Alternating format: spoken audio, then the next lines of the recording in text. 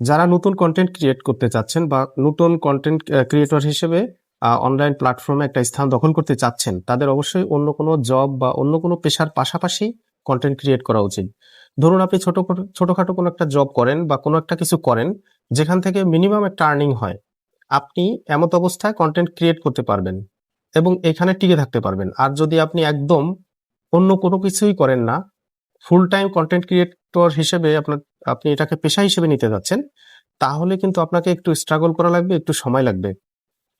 তো সেক্ষেত্রে আপনার আ উম কয়েকটি প্ল্যাটফর্মে যখন আপনার ফেস ভ্যালু তৈরি হবে এবং কয়েকটা প্ল্যাটফর্মে যেমন Facebook, YouTube একাধিক জায়গায় যখন আপনার মনিটাইজেশন অন হবে, তখন এটাকে আপনি ফুল টাইম আ পেশা হিসেবে নিতে পারবেন।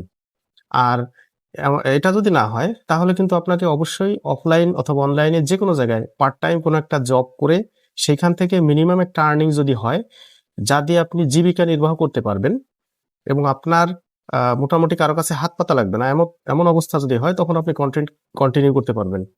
তো যারা নতুন তাদের জন্য পরামর্শ হচ্ছে, আপনারা অবশ্যই পার্ট টাইম অন্য কোনো জব করেন, সেই জবের পাশাপাশি এই কন্টেন্ট ক্রিয়েটর হিসেবে নিজেকে এস্টাবলিশ করেন। একটা পর্যায়ে যেয়ে যখন আপনার অনেক আর্নিং হবে, অনেক অর্থ উপার্জন হবে, তখন আপনি চাইলেই এটাকে ফুল টাইম পেশা হিসেবে নিতে পারবেন। তখন আপনার আর পিছে তাকাতে হবে না। তবে সেই পর্যায়ে যেতে গেলে আপনাকে অবশ্যই বেশ লম্বা পথ পাড়ি দিতে হবে। আর একটা ধৈর্যেরও ব্যাপার আছে। সেজন্য যারা এই পেশায় কন্টেন্ট ক্রিয়েটর হিসেবে আসলে কাজ করতে চান, তারা অবশ্যই অন্য পার্ট টাইমে কোনো কিছু করবেন।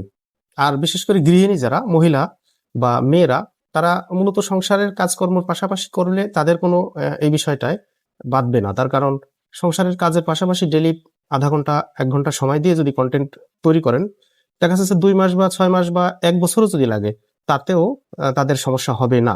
তার কারণ তারা অলরেডি সংসারে ইনভলভ আছে। তাদের উপার্জনের জন্য হয়তো অ অন্য কোনো মাধ্যম আছে বা তার হাসব্যান্ড আছে। তো এইজন্য মেয়েরা সাকসেস বেশি। কনটেন্ট ক্রিয়েশন এর ক্ষেত্রে মেয়েদের সফলতার হারটা একটু বেশি এইজন্য যে তাদের পিছুটান কম থাকে। কিন্তু ছেলেদের সবকিছু বাদ দিয়ে মাসের পর মাস বা অলমোস্ট বছরখানেক সময় এইভাবে বসে থেকে ইনভেস্ট করে আ এখান থেকে একটা ফিডব্যাক আনা, এটা একটা কঠিন কাজ। এইজন্য অবশ্যই ছেলেদের ক্ষেত্রে একটা অন্য জবের পাশাপাশি এটা করা উচিত। ধন্যবাদ সবাইকে। যারা নতুন কন্টেন্ট ক্রিয়েট করতে চাচ্ছেন বা নতুন কন্টেন্ট ক্রিয়েটর হিসেবে অনলাইন প্ল্যাটফর্মে একটা স্থান দখল করতে চাচ্ছেন, তাদের অবশ্যই অন্য কোনো জব বা অন্য কোনো পেশার পাশাপাশি কন্টেন্ট ক্রিয়েট করা উচিত। ধরুন আপনি ছোটখাটো কোনো একটা জব করেন বা কোনো একটা কিছু করেন, যেখান থেকে মিনিমাম একটা আর্নিং হয়।